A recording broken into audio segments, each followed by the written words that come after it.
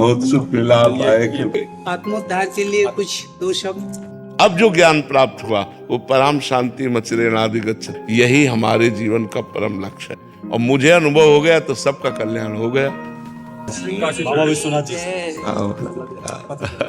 स्वामी खड़े हो, सेवक बैठ जाए ऐसा। ये स्वामी तो प्रभु आप इंद्रियों के स्वामी हैं, हम तो केवल दंड के स्वामी हैं। बैठिए। बहुत सुख मिला आप आए कृपा करके। स्वामी जी अब अभी शरीर चल पाता है तो आपके दर्शन के लाभ पाने के लिए आ गए। आप तो संतों में इस समय निर्विवाद संत हैं, कोई ऐसी वाणी आपकी ऐसी निकलती ही नहीं है कि उस पे कोई कटाक्ष हो। और कटाक्ष करने वाले से ज्यादा विरोधी खड़े हो जाते हैं आपके पक्ष में। हमें तो बस आप सब संतों के चरण रज का प्रताप ही बुलवाता है। तो महाराज जी, ना तो कोई हम विद्वान हैं, ना हम ज़्यादा पढ़े लिखे हैं, बस संतों की चरण रज, संतों की चरण रज में बड़ी सामर्थ्य है। उसी चरण रज का प्रभाव जो है वही बुलवाता है। शास्त्र ज्ञान है वो बाह्य है, और जो भजन के द्वारा अनुभूत ज्ञान है वो आंतरिक, वो मायामल का नाश करता है। जो आंतरिक ज्ञान प्राप्त होता है वो मायामल का नाश करता है। जो शास्त्र ज्ञान है वो माया को बढ़ा भी सकता है, कि जैसे हम विद्वता के द्वारा चार लोगों को रिझाए तो उससे हमें अर्थ आदि की प्राप्ति, मान आदि की प्राप्ति, और उसमें हम राजी हो गए तो माया बढ़ गई।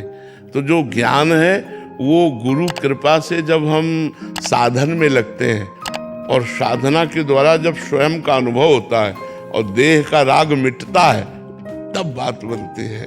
हाँ, अब जो ज्ञान प्राप्त हुआ वो परम शांति मचिरेणादि गच्छति। वो आत्म महात्मा के हृदय में कभी कोई कामना उत्पन्न नहीं होती। वो स्वयं तर जाता है, स्वयं तर जाता है और लोगों को तार देता है। जिसके हृदय में कोई कामना नहीं, निरंतर निरंतर ब्रह्मभूत पराभक्ति का ये परम लाभ प्राप्त हुआ। न कोई सोच रह गई, न कोई चाह रह गई, निरंतर आत्मानंद ब्रह्मानंद में मगन है। यही हमारे जीवन का परम लक्ष्य है। स्वामी जी, आपको बता के हो सकता है इसका हल मिले जी। हमने ऐसा कोई कर्म नहीं किया कि हम दंड संन्यास के अधिकारी हों जी या भगवत मार्ग में आए। जी। पता नहीं क्यों प्राप्त हो गया। भगवान की कृपा, गुरु की कृपा।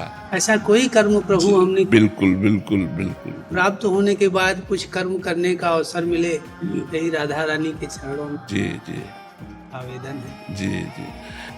कर्म प्रवीणता पूर्वक करके और उसके फल को रद्द कर देना, ये सबसे बड़ा कर्म संन्यास है। एक कर्म संन्यास है कि कर्म को करना ही नहीं है, और एक है कर्म को प्रवीणता पूर्वक कर्म करते हुए फल की आशा न रखना। ये कर्म त्याग सबसे ज्यादा श्रेष्ठ है, कि जो कर्म करके और उसके फल का त्याग कर दिया, ये कर्म त्याग सबसे ज्यादा श्रेष्ठ है। तो जैसे क्या आत्मोद्धार कर लेना स्वार्थ में नहीं आता? नहीं, आत्मोद्धार स्वार्थ के अंदर नहीं आता। शरीर भोग की वासना को स्वार्थ कहते हैं। हम उच्च कोटि की परमार्थी स्थिति को प्राप्त हो, ऐसी इच्छा हर परमार्थ के पथिक में होनी चाहिए। जो शरीर को लेकर है वो स्वार्थ के अंदर है, जो स्वरूप को लेकर है वो परमार्थ के अंतर्गत है। तो हमें इसी जन्म में अपना कल्याण कर लेना चाहिए। दूसरों का कल्याण करने की बात जैसे आती है, ये भी एक अज्ञान से युक्त बात है। अच्छा, ये अज्ञान के अंतर्गत है, क्योंकि दूसरा कोई है नहीं। सर्वम खलमिदम ब्रह्म ने नानास्ति किंचन, सर्वम खलमिदम ब्रह्म ने नानास्ति किंचन।